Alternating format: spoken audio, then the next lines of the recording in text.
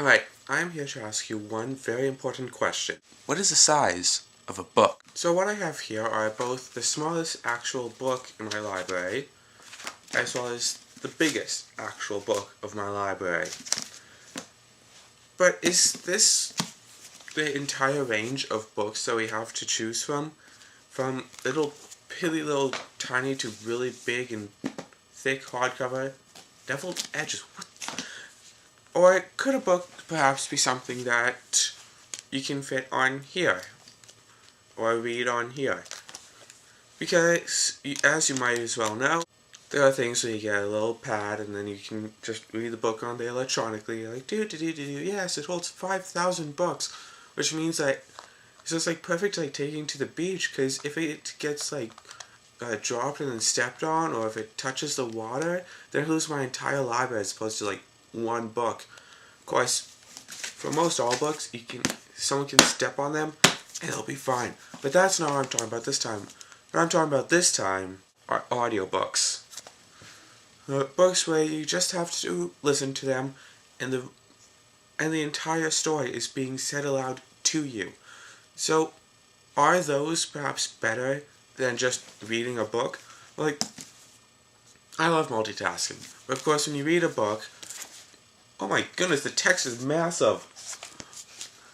But of course when you read a book, your eyes are occupied, your consciousness is occupied, and your hands are somewhat occupied, because to turn the page, especially with these I prefer softcover to hardcover books because it's so much easier to flick the pages in the softcover. Boom, boom, boom. But with the hardcover, it's like there. It's like a little ink stain. It's ink. I don't know why. Is that supposed to be someone's bookmark or something? They're on page 181. Regardless, but with an audiobook, all it takes is your consciousness and your hearing. When you're reading a book, you can't listen to like music or anything because that will destroy your consciousness. But when you're listening to an audiobook, that takes up your hearing and your consciousness. So if your hands free, you can still do something else. You can play a game while listening to an audiobook. Or one thing that you can do, I've done this before and it's actually quite nice, while you're listening to an audiobook, just read the book that it's for. Not out loud, but just read the book that's for, and it's kind of like having an audiobook with subtitles. My books are kind of gone, because those were a part of books that I just got on audiobooks.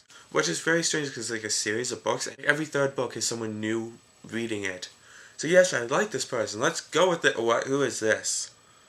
But it's not that hard to distinguish between the characters, so that's good. Just back before the day of massively compressed media, so you can hold a whole bunch of audiobooks on here, and they only take up about 300-400 megabytes. In the day, however, audiobooks are really bulky, unwieldy things.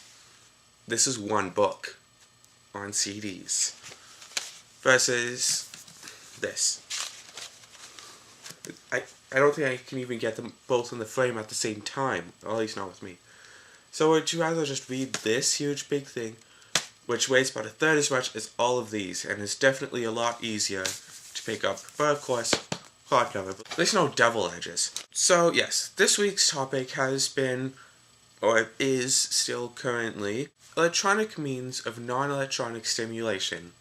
So like playing games or listening to music, things that you can and usually sometimes do non-electronically, like, say, reading a book. But you do it in a different way with electronics. I'm not talking about, like, online versus offline. I'm talking about, say, playing a video game of football versus actually playing football. So yes, electronic means of non-electronic stimulation. Personally, be it this big or this big, I still prefer my audiobooks.